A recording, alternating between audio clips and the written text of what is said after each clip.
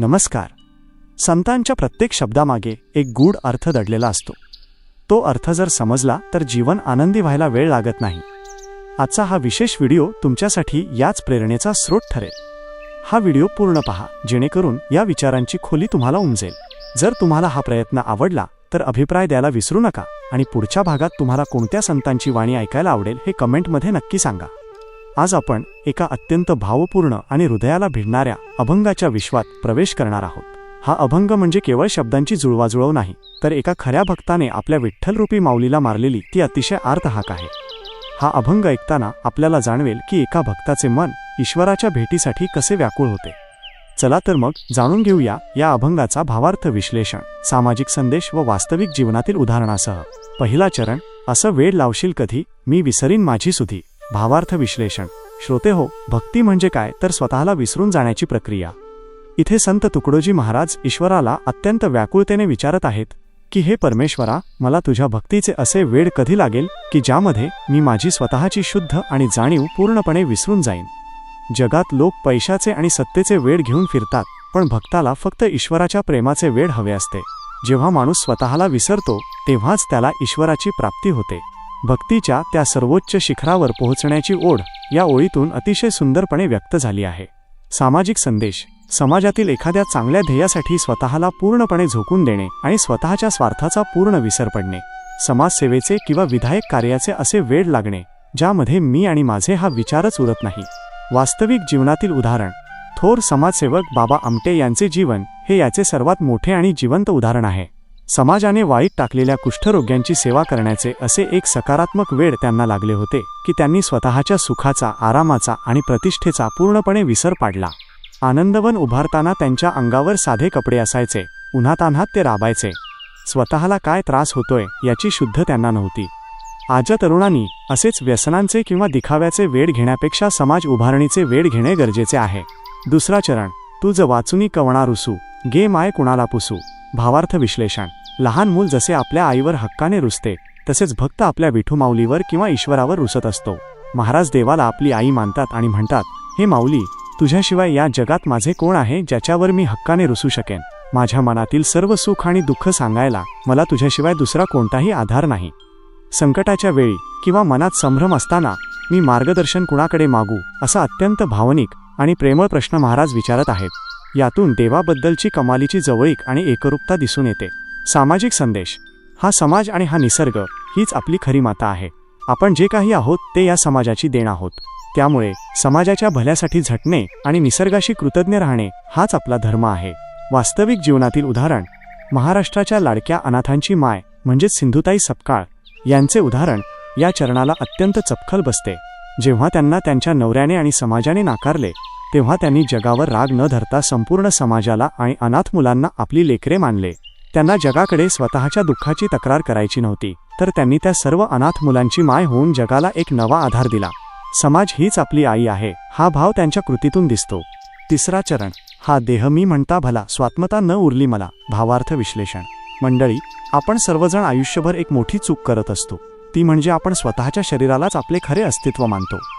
याच मानवी प्रवृत्तीवर बोट ठेवत महाराज म्हणतात की मी म्हणजे फक्त हा देह ही समजूत बाळगल्यामुळे मी माझ्या खऱ्या आत्म्याला पारखा झालो आहे. जोपर्यंत माणसाला शरीराचा मोह आहे आणि स्वतःला तो फक्त हाडामांसाचा गोळा समजतो, तोपर्यंत त्याला त्याच्या आत दडलेल्या ईश्वरी अंशाची म्हणजे आत्म्याची ओळख होऊ शकत नाही. देहबुद्धी नष्ट झाल्याशिवाय आत्मज्ञान होत नाही. हा मोठा वेदांत विचार इथे अत्यंत साध्या शब्दांत मांडला आहे. सामाजिक संदेश. केवळ बाह्य सौंदर्याचा आणि भौतिक सुखाचा अहंकार केल्यास माणसातील माणुसकी आणि मूळ ओळख हरवून जाते. देह म्हणजेच सर्वस्व मानल्याने आत्मिक समाधान मिळत नाही. वास्तविक जीवनातील उदाहरण.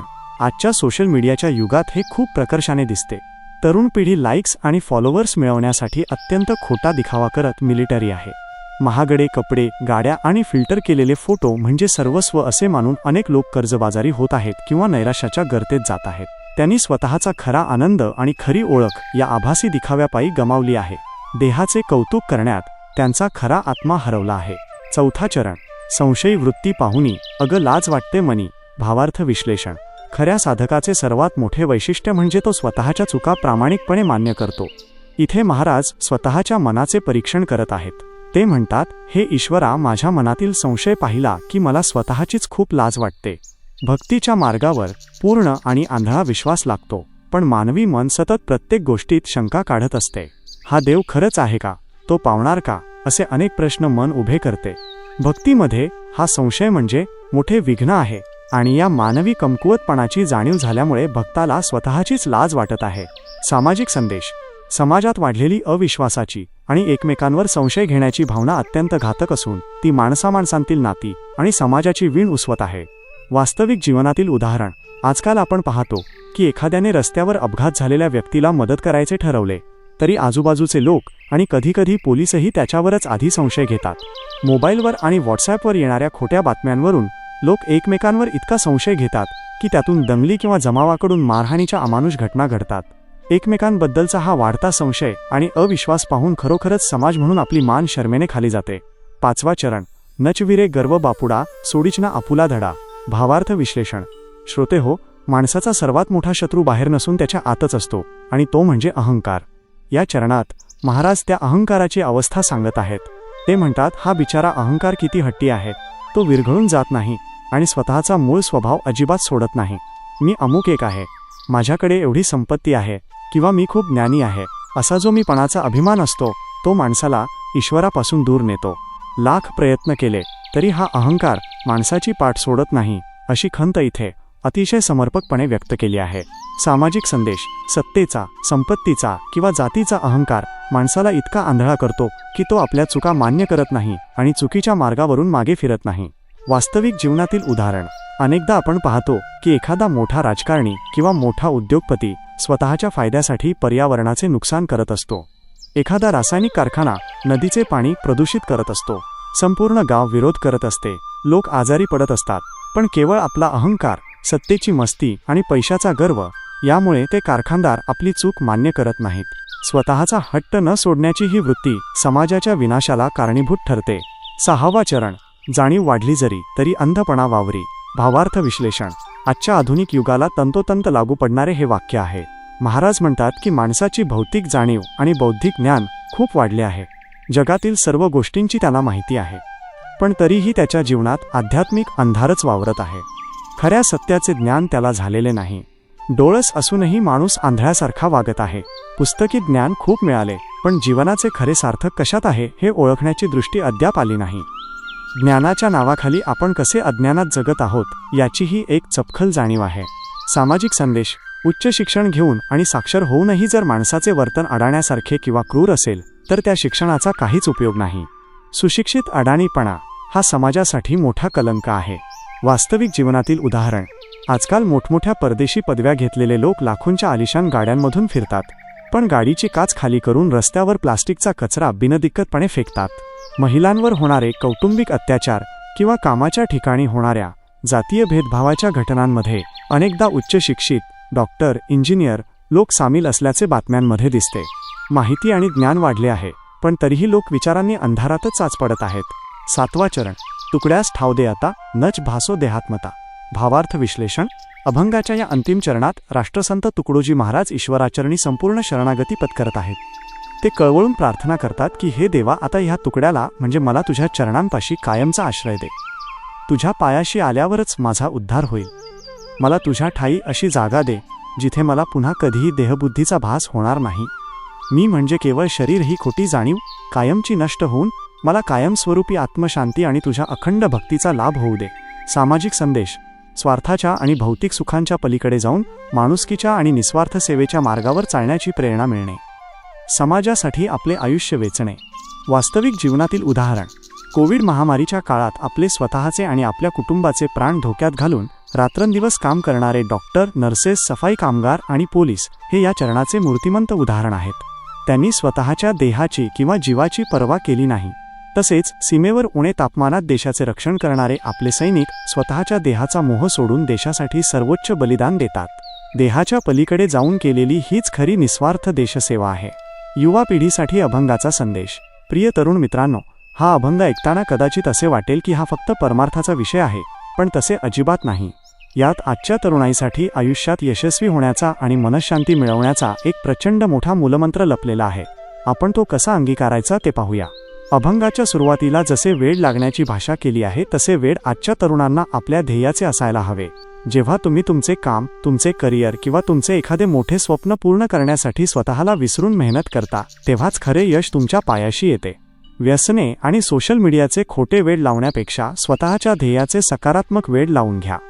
आजची तरुण पिढी स्वतःच्या बाह्य रूपावर, महागड्या कपड्यांवर आणि समाज माध्यमांवर लोक आपल्याबद्दल काय विचार करतात यावर खूप जास्त वेळ आणि ऊर्जा वाया घालवते.